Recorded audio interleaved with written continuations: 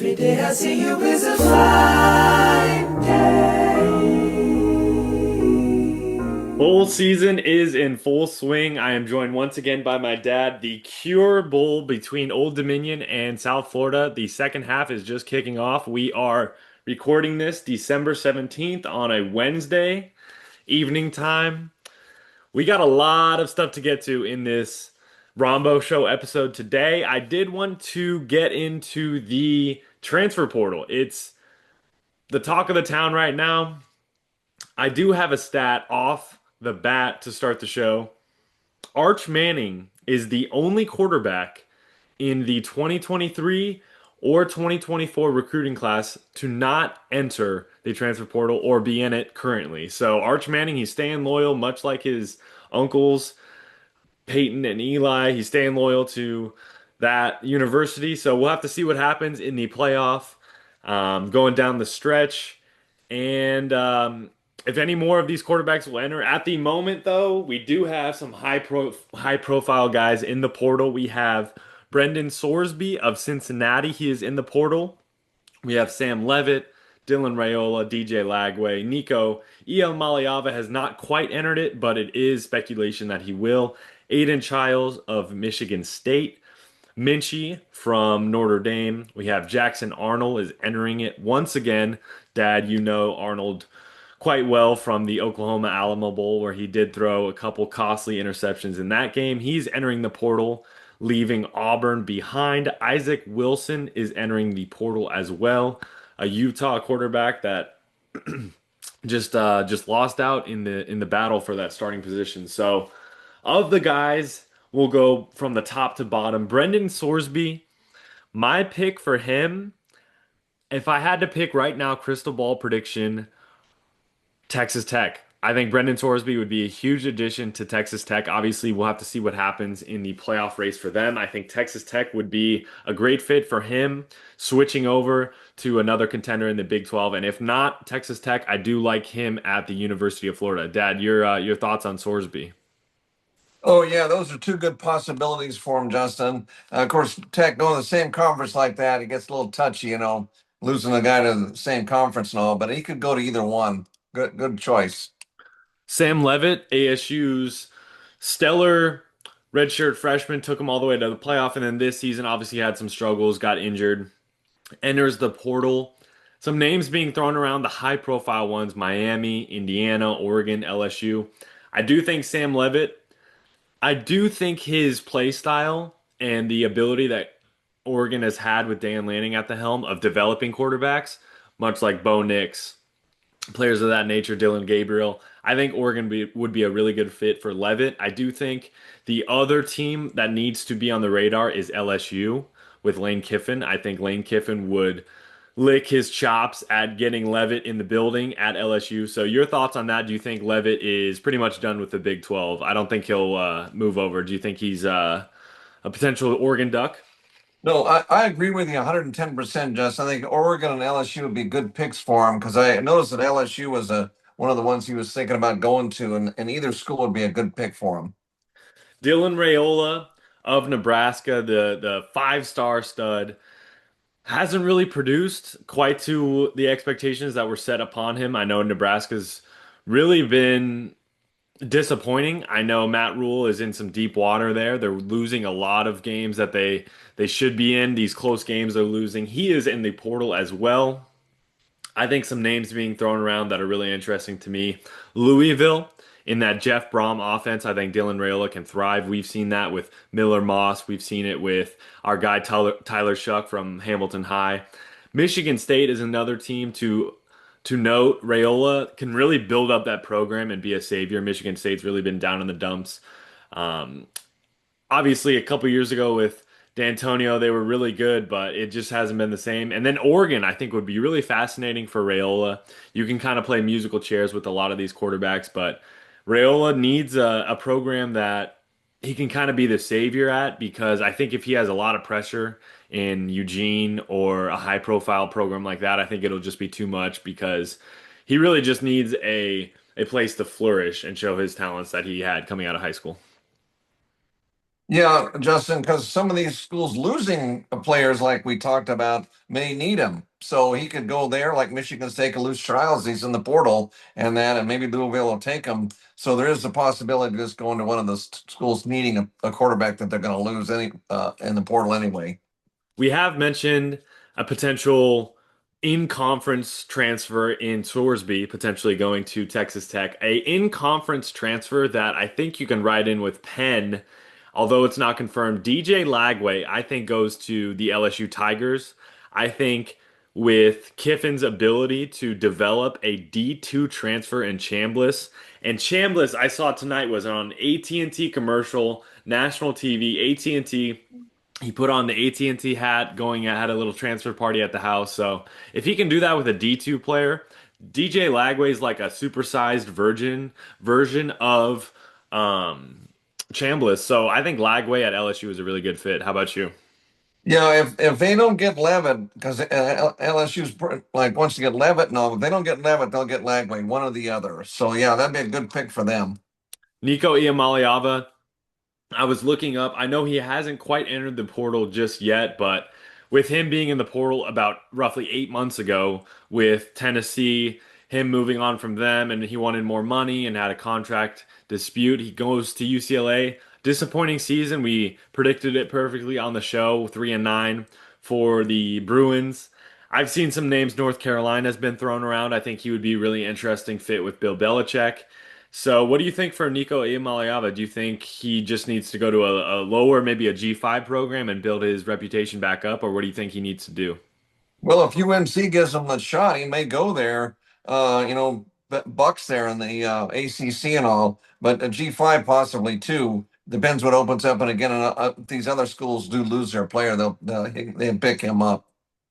ASU does have an interesting situation at quarterback. They do have one of the higher rated recruits in school history in terms of the quarterback position coming in.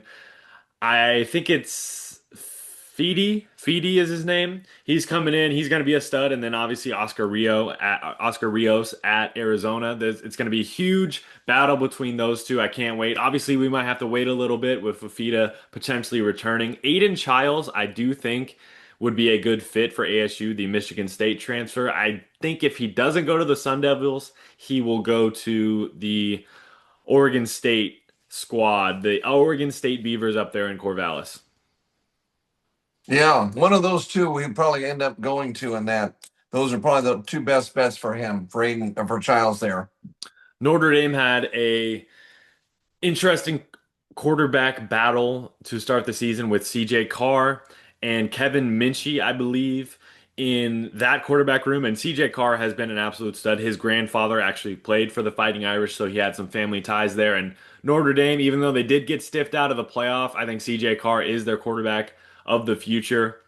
In terms of Kevin Minchie entering the portal, I think he could slide right into that Bearcats spot open in the Big 12. The Cincinnati squad that had a pretty decent season, but I think they need to replace Sorsby with somebody that has the talent that Minchie had. I believe he's a former five-star. So, Minchie, do you think Cincinnati's a good fit, or do you think elsewhere would be better for him? No, that would be a good fit there. He could do well in the Big 12 and all. Cincinnati's a good team. He would help them even more. Jackson Arnold, obviously, as I mentioned, the former Oklahoma Sooner. He was a five-star. They thought he was going to replace Dylan Gabriel pretty seamlessly, but he did not really do that in his season at Oklahoma. And then Auburn, he was there this past season, had a struggle again. I think he's one of those quarterbacks that he's better in the run game than in the pass game. So there is some teams that I do think in the portal are very interesting. One of note, Mississippi State with Jeff Lebby at coach. He recruited him to OU. I believe Lebby was the defensive coordinator at the time, or maybe the offensive coordinator for Venables. So Lebby was Mississippi State, I think, is the number one team for him, but there is some other ones that I do think I want to run by you. West Virginia and Rich Rodriguez. Obviously, we know Rich Rod pretty well. He loves to play with those quarterbacks that can run as well as throw it a little bit. Georgia Tech, I think he can fit into that system quite seamlessly as he loves to run the ball. Ole Miss, they probably need to be looking at a replacement because Chambliss, I believe this is his last year of eligibility, so they need to fill that hole. And then Kansas, with Jalen Daniels graduating after this season, they're going to have a spot open there in the Big 12. Where do you like Jackson Arnold? He'd be a good fit at any of those schools. It could be a bidding war, get whoever offers the most dough with the NIL and stuff like that. But he'd be a good fit at any of those schools, Justin. Which, if you had to pick which one do you think he's going to? Probably Mississippi State because of the tie with the previous coach. Those coach ties are always very important. The relationships that are built in recruiting and things of that nature. Another family tie that, last but not least, we'll look at Isaac Wilson from Utah. BYU has been thrown around. His brother Zach Wilson did play there, so there is that family tie there. And then Utah State staying in state, maybe getting an opportunity to start right away. Where do you like Isaac Wilson, a household name at BYU with the Wilson brother having played there previously, or do you think he should stay at in-state and go to a smaller school and have more of an opportunity to play? Yeah, going from Utah to BYU, the big arch rivals and things like that, same conference and all. But see, Utah State's going to be a new Pac school. All those schools going to the Pac next year. That might be a change of pace for them. Might surprise everybody and go up to Logan there and play for Utah State. An interesting factoid, switching gears to some college football playoff preview. Eight of the 12 scoring defenses in the country are in the playoff this season. So the defenses are there. I'll give you those top eight defenses. So we got Texas Tech, we got Indiana, Ohio State, Georgia, Alabama, Oklahoma. I think no, not Texas A&M. I think Ole Miss is in there, and then Oregon, I believe. So of those eight teams, which one do you think, in terms of the defense, can lead them all the way to the title in terms of a defensive squad? I know you really like the Texas Tech Red Raiders. Yeah, that and they say the ones with the defenses are the champion. That's the thing. O sells tickets and D's win the championship. So all of those are good possibilities, eight teams, but I'll go Tech because they do have a D. Yeah, for another point that we do have to bring up, in terms of the teams, obviously those defenses are stellar. Which one of those offenses do you trust the least in terms of Texas Tech, Indiana, Georgia, Ohio State, Alabama, Oklahoma, Oregon, and Ole Miss? Which one of the offenses of those eight do you trust the least? Oh, that's a tough call because they're all really good. They wouldn't be where they are if they didn't have both sides of the ball really good, Justin. I don't see a weak spot there at all. Yeah, I mean, I think listening to other podcasts and just getting ready for this playoff, it's so exciting. We got only 2 days left until it begins. I did want to do the first edition of the one word game on the Rombough show. We'll go from the 12 seed all the way up to number one, and I will give one word, maybe even just one phrase to describe these teams and kind of where I think they're starting at heading into Friday night start of the second official college football playoff. Let's start number 12, James Madison. I think my one word would be for James Madison would be happy to be there. I think winning the Sun Belt for them, going 12 and 1, it's a successful season. Recovering from Signetti moving on to Indiana is a huge props to the coaching staff and James Madison, the foundation that they've built as one of the best programs in the group of five. I say happy to be there for number 12. Number 11, Tulane. Getting two group of five teams in this playoff is surprising to a lot of people. I think Tulane, the one word I would have for them is survival. They were able to survive as the group of five team, one of two to make the playoffs. So survive and hopefully advance, but I think Ole Miss will be too much to handle for them. Number 10, Miami. I think for them, one word for me, Beck. Carson Beck. How are you going to play? He's had some games. They lost to SMU, a future opponent of the Arizona Wildcats. They lost some ugly games. He threw six interceptions combined in the two losses this season for the Hurricanes. So Carson Beck, it's all on your plate. If you're gonna shine in front of these NFL scouts and really boost your draft stock, this is the time to do it. So that's my one word, Carson Beck. He's all eyes are gonna be on him. That game is probably my favorite matchup of the first round of the playoff. What is your favorite out of the first round, the four games? Which one is your favorite matchup? Oh, so A&M and Miami is your favorite, you're saying? Yeah, I that's going think to be a that good. and the Bama OU game are just it's just really close. Yeah, I was going to say that too, Justin, because the Sooners and the Tide, I mean, here they are in the same conference, and those two, and like Texas, were in three different conferences over the years. They've all won a zillion conference championships, but with them all together now, it's kind of tough for their to win conference championships since they're all in the same conference.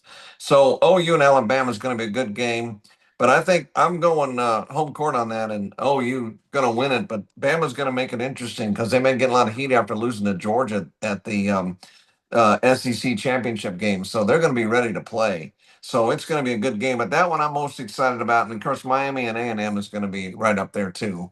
And if the Tulane and James Madison can make a game of their playoff, that would shock the world because James Madison on the Sun Belt, that would give the whole conference a lot of notoriety because you never think of a Sun Belt team making it. They've never done it. And here they got a Sun Belt team in there, so they could really make a big splash. Two things. First of all, if Alabama loses this game to Oklahoma Friday night, where does Kalen DeBoer coach next season? Do you think it's Michigan? Oh, uh, uh, well, I mean, I don't think he's going to get fired if he loses. You're thinking he might get fired? I don't know if it'll be a firing, but I think he might jump ship because I think the seat might just be too hot for him. Michigan, that spot, he can be the savior in Ann Arbor. He is from South Dakota.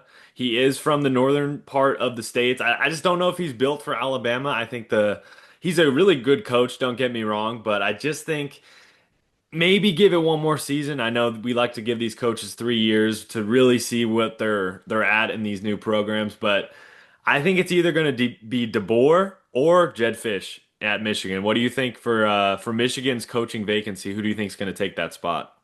Oh, wow. Well, you're right. If he does lose that game, they may take him. But if they win, then Jed Fisher probably end up at Michigan in that because, Fish moves around he doesn't stay longer than 3 years just about everywhere. So, yeah, that's a good pick there. But in the SEC at Alabama, the seat's always hot. No matter right when you start, it's hot. So he's done good, but not as good as they hope. So, yeah, if he loses that first rounder, it's going to be tough. I did have a trivia question for you since you are a trivia fanatic. What year was the last time Alabama has lost to the same opponent twice in the same season? Give me a year, and this program, for a hint, is not. I don't even think they're a club. I don't even think they are a university or in the division ranks. So that might give you a little bit of a hint, since the last time Alabama has lost to the same opponent twice in the same season. Oh, wow. And are they an SEC team? It is not. And let's just say that this was before Coach was born. Well, before 1929. Yep. Oh, wow. Because I think that's right. Swanee or something like that was in the SEC way back when. And that would be the only one I can think of if they It, still even play. it's been Uh, over 130 years. 1893, they lost twice to the Birmingham Athletic Club in 1893. Birmingham Athletic Club. Okay. So, yeah, that would really be a tough trivia question because that it's not even a team. I mean, a university. It's just a club. So, yeah. So they lost him twice, huh? That leads Okay. me directly into the one word for Alabama. I think it's a must win. Hmm. You want to put the hyphen in between must and win. DeBoer, you need this game. I know you're on the road. I know you're playing Oklahoma, but your quarterback's better. Your offense is much, much better than OU. Obviously, I think OU has one of the best defenses in the country. I have them right below Indiana at number two.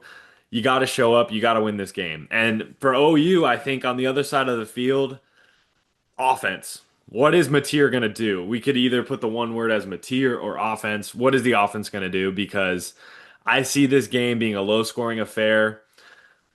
My pick for that game, I think it'll be a 17-13 game. Alabama wins it late. It's going to be ugly. I think these defenses are going to be swarming all over the field. Alabama and Ty Simpson are just going to squeeze past, but it's going to be a low scoring affair. Okay, I think so too. Because OU kind of plays like Dick told me when he was in Arizona, tight, low scoring, good D, probably kick a bunch of field goals type things. At number 7, Texas A&M. One word for the Aggies, or one phrase rather. What version shows up? Who shows up? Is it going to be the dominant team that we saw rip off a bunch of wins and make it to the playoff, or is it going to be the squad that was down 31-0 to South Carolina in the first half, came back, played well, but who shows up for the Aggies? Do you think Miami can squeeze it over Texas A&M? Who do you got in that game? It's going to be a higher scoring game than the Alabama OU game. I'm guessing more like the 27-23 variety. And I think A&M will squeeze it, but I don't think they'll have to come from behind in dramatic fashion. It'll probably be a seesaw game the whole way, I think.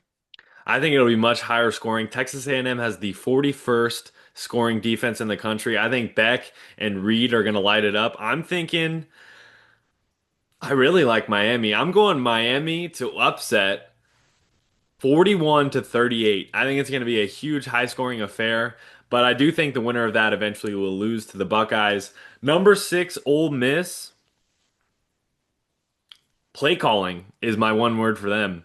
Lane Kiffin is not at the helm. Pete Golding, the Golding era is beginning for the Running Rebels. You can't lose this game. You cannot lose this game to Tulane. Obviously, it would be huge for the Tulane program, but if you're Ole Miss, you can't lose this game, especially with Kiffin gone.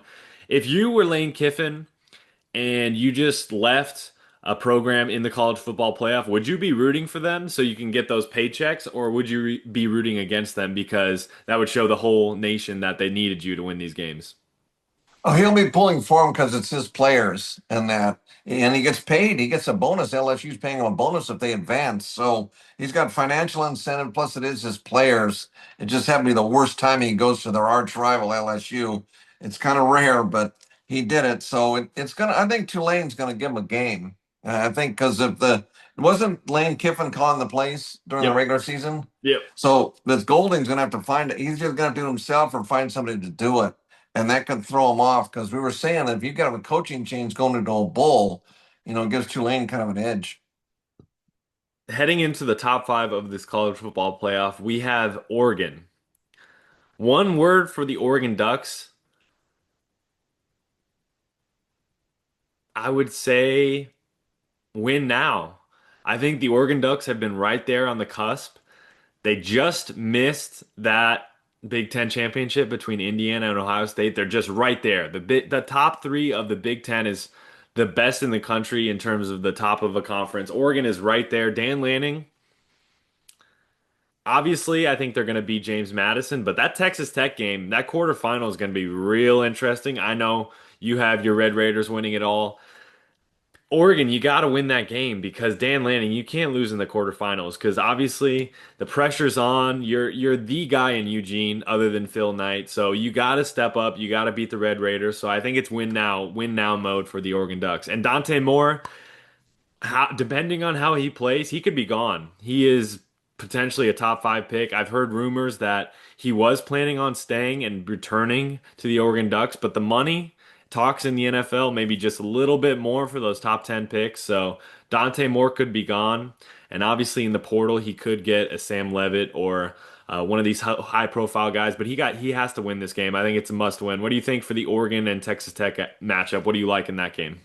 Well, yeah, James Madison, I don't know if they'll be able to put up a fight and all, but see, Oregon's come so close so many times in that. And last year they were undefeated and lose to Ohio State in the Rose Bowl, and that's their only loss. They were like 14-1 or whatever.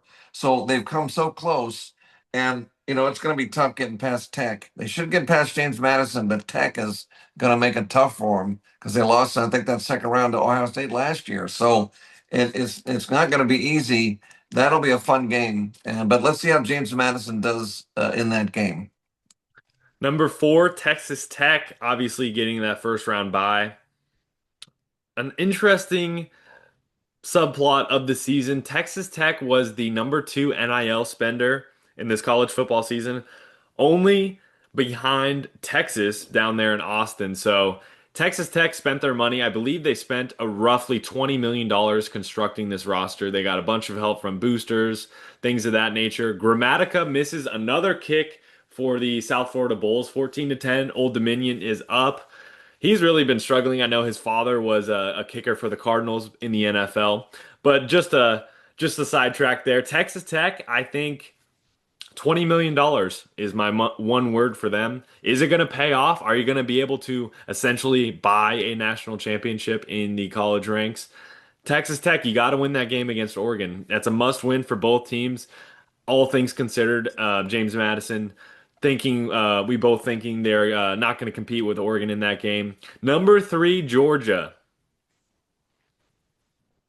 I would say one word for them.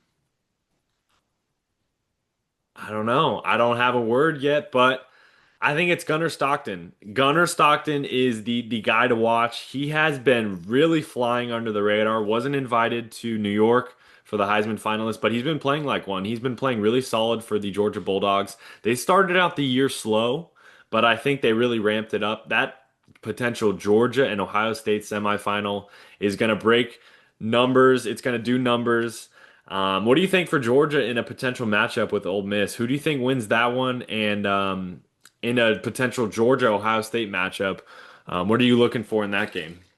Well, yeah, because if Georgia plays Ole Miss, I think they can take them. They're going to take them in that. But Ole Miss is still pretty good. But with a coaching change in that, it's going to affect Ole Miss somewhat. And then a possible, they would play Ohio State then if they won. They I think would, they can take yeah. Ohio State, but it's going to be a real close game too. That'll be a And Donnybrook like they played many times in the past. right, and then Indiana and Tech will have a Donnybrook too. Fernando's going to be hot, and Tech. See how they can handle if Fernando can handle Tech's D. Ohio State, my one word for them is prove it. I think Ohio State, some would say that they've had a relatively easy schedule. They obviously got a win over their rival Michigan. It's been 4 years straight that Michigan did beat them, but they weren't able to get it done against Indiana. And I know the score wasn't a complete blowout, but Indiana really looked like the better team watching that Big Ten championship. So Ohio State, you got to prove it. You got to prove it against a potential A&M or Miami team. If they lose that game, they're never going to hear the end of it. I know they're reigning champions, but Ryan Day, the pressure's on. You got the talent. You got the best player in college football in Jeremiah Smith. The talent's on. You got to make it to the national championship, or I think this season will be a disappointment. Your thoughts on that? Yeah, well, see, they should have kicked a field goal against Indiana. Remember, they went for it, and if they kicked it, they would have tied the game. And well, it's hindsight because it was far enough. It wasn't the end of the game; it was near the end of the game. But when it's a low-scoring game, kick the field goal. And I think you learned that because if they have to play Indiana and say the championship game, he's got to kick the field goal. It's going to really be tight. You can't just go for it all the time. Your coaching philosophy, I know we've watched who knows how many games together. So I know a lot in recent memory has changed in terms of the Dan Campbell mindset of just going for it on fourth down, pretty much, even if you're in your own territory. What is your kind of philosophy on going for it on fourth down? Do you think it needs to kind of depend on the situation, or do you think I know you're a bit more conservative of a coach than Dan Campbell, for instance, but what is your thoughts on going for it on fourth down? If it's fourth and one or two, possibly, but if it's fourth and seven or fourth and five, that is way out there. Like when U of A was fourth and seven against BYU, I said kick it, and they go for it and blow it. So that cost them, probably would have been the playoffs or play for the championship. So that one thing cost them. So kick it. And that's the thing. At least get points on the board. You don't want to drive all the way down there, have a fourth and seven, and go for it. If it's fourth and one, maybe. But if it's way out there, it's 5, 6, 7 yards, kick it. My last but not least team on the list is Indiana. My one word for them is special. I think Heisman winner Fernando Mendoza he's been so special this season. I did have an interesting stat for you. The Pac-12 is littered all over these guys. So we got Caleb Williams obviously winning it in 2022 in the Pac-12 as a member of the USC Trojans. Jaden Daniels winning it in 2023, obviously played for Arizona State. Travis Hunter, Colorado, Pac-12. And Fernando Mendoza played at Cal Berkeley, another Pac-12 school previously. So the last four Heisman winners have all been Pac-12 guys. So I just wish we would bring it back. Obviously, we love the Big 12 and getting more money, getting more eyes on our games, but that's just really something that it just sucks that we lost the Pac-12. So I'll never forgive USC and UCLA for that. So for the last Heisman's, obviously you've been a college football watcher longer than me. When was the last time that a winner of the Heisman was this likable? Fernando Mendoza's just been an absolute stud. So who do you think of as a Heisman guy that you really like? Just the charisma, the character that the young man seemed to display. Well, he gave a great speech there. What was it, Saturday or so, when he got this, and he thanked everybody and was very humble about it, and said it's the university, it's Indiana's trophy and everything. So he was very humble about that, and that's why he's so popular in that. And he even spoke Spanish to his grandparents, because they're from Cuba. He's the first Cuban American Heisman Trophy winner of all time. So that was really good. And so he'll be one of the most popular Heisman winners of all time. As far as anybody else, nobody was really controversial or anything. He just had such charisma and good speaker. Mendoza did, and the others are good too, but Fernando kind of stands out. Well, Diego Pavia was saying F the haters after he lost. So he got some blowback for that because he was very pissed. People were complaining that he's been in college for 6 years. He should be more mature than this after losing and not winning the Heisman. And Vanderbilt was, I've never seen a team push for him to win the Heisman so hard. I do think they made the right decision, the committee. Mendoza did deserve it. He had some big game moments, obviously against Oregon, Penn State. He's a stellar player. I can't wait to watch him in the rest of this college football playoff. In terms of the other bowl games, we've had quite a couple already. We're really going to get into the thick of it this weekend and heading into next week. So we did have, as we mentioned, Washington 38-10 over Boise State. Damon Williams has been an absolute stud. I believe he has 7 touchdowns in his first two bowl appearances, so he's an absolute stud. He was actually on Joel Klatt's radar as the number 5 Heisman favorite heading into 2026. Let that be said. South Carolina State and Prairie View in the Celebration Bowl, 40-38 in overtime. Just had to throw that in there for you. And Jacksonville State and Troy, 17-13. I was watching it a little bit at work, paying attention to the score in the Veterans Bowl. Your thoughts on the first couple bowl games, and then obviously we can talk about what's going to be the preview for this weekend. Well, the Boise State, and I didn't think they would do good. Remember, their O hasn't been doing too good, and Washington rolled. I didn't think it'd be quite that bad, but 38-10. The problem is that the fans didn't show up and all, and that's a nice stadium and all, but Boise State and Washington usually play for higher stats than the bowl, the LA Bowl. And that's the trouble. It didn't draw well, and that's going to be the last one, which is unfortunate because I would like to have gone to that bowl. I predicted it several times, but Washington looked really good. And I really think that Boise State was on a downward trend, and they tied with three other teams: New Mexico, San Diego State, and UNLV, and they played UNLV for the title and won. But I thought maybe New Mexico or San Diego State should have been considered because a four-way tie. I think they might have done better. New Mexico have a shot against Minnesota there in the Rate Bowl. Maybe they'll do something. So and that. So, but that's the thing. Washington won in that, but they just got to go with those tiebreakers. Then with four of them tied like that, the others are pretty good too. Tomorrow night, not a lot of eyes will be on the Xbox Bowl with Missouri State and Arkansas State as the Rams and Seahawks go in an interdivisional battle on Amazon Prime tomorrow night. But the Xbox Bowl, I think that'll be fun. Obviously, Missouri State, this is their first bowl game in the FBS. I think they were a new member this offseason. Friday night, we got some absolute bangers. And Saturday night, I did want to mention, and then we'll get out of here. Friday, we have Memphis and NC State in the Gasparilla Bowl, Kennesaw State and Western Michigan in the Myrtle Beach Bowl on the turquoise field down there in Coastal Carolina. That'll kick us off at 10 in the morning. Alabama, Oklahoma. It's going to be such a fun game. Prime time.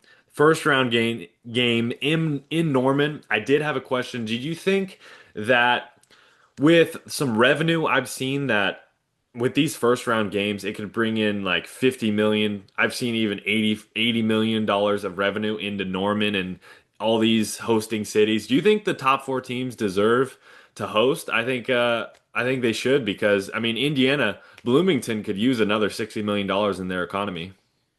Well, they get a first round bye, so it's one less game they could play.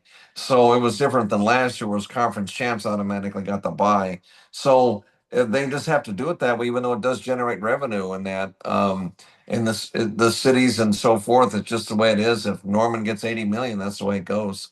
I'm really hoping that we get a 16 team playoff. I've seen a bracket that I think we would miss this. We would have missed the 16 team, but a 24 we would have made it. So I mean, obviously for selfish reasons, I would have wanted a 24 this season just to make it. But at the same time, a 16 would be kind of nice because then we do have that opportunity to win that bowl game and not get blown out by an Indiana or Ohio State. So Saturday we have a lot of great games as well. Kicking off in the morning, Miami and Texas A&M. That's going to be such a good game. So, who do you have winning that one? And give us some score predictions for that one. Uh, yeah, that one, yeah, because we talked about that earlier in the show and that. Oh yeah, And I'm gonna twenty-seven, go, 23. yeah, I want to go with A&M 27-23. Yep, got you. And then Yeah. I had the 41-38. I think Miami's going to take that one. And then Tulane and Ole Miss right after that. Unfortunately, at the exact same time, 30 minutes later, we have Montana and Montana State. I did want to give a shout out to that as we have ties to the state of Montana. The semifinal in the FCS championship, SeatGeek was offering this game. Cheapest tickets, $769. So the economy is definitely going to be shaken there in Bozeman. And I can't wait to watch this game. I'll be just getting off work, so I'm gonna race home and be able to watch that game as well as the Tulane and Ole Miss will probably be on the smaller TV because I think Ole Miss is gonna take that one by a wide margin. Well, yeah, because in Montana, that's the big deal. That's the first time they've ever met in the playoffs, as far as I know. And they've had both have won multiple national champions. They have very good traditions there in Montana. And I know my uncle followed both teams. He was in Great Falls, and that's neutral turf. It's in between Bozeman and Missoula, so this Great Falls is neutral turf. So it'll be big there. So it's played there in at Montana State's home field in Bozeman then. Yep. Okay. Well, I'm sure a lot of people make the drive from Missoula too. I'm sure it's going to be jam packed. On the other side of the FCS bracket, Illinois State and Villanova. As I mentioned, Illinois State with that huge upset over North Dakota State. North Dakota State was favored by a bunch. Illinois State came all the way back. That's going to be a fun game to watch. Obviously, Villanova, most people know as a basketball school, but that'll be a really fun matchup. And then the championship game, I believe, is on Monday night for the FCS. I'll have to look at that. But then we have, last but not least, James Madison and Oregon. Oregon favored by 3 touchdowns. You think they cover that? Yeah, yeah, 21. I think that'll be it. I hope it's not like 42 points, but hopefully James Madison can make a game of it. I like those G5 schools. I hope they, when they get their opportunity, at least, make a go of it because it's no fun to see them get blown out, because, I don't like when people dump on the G5 all the time. I always stick up for G5.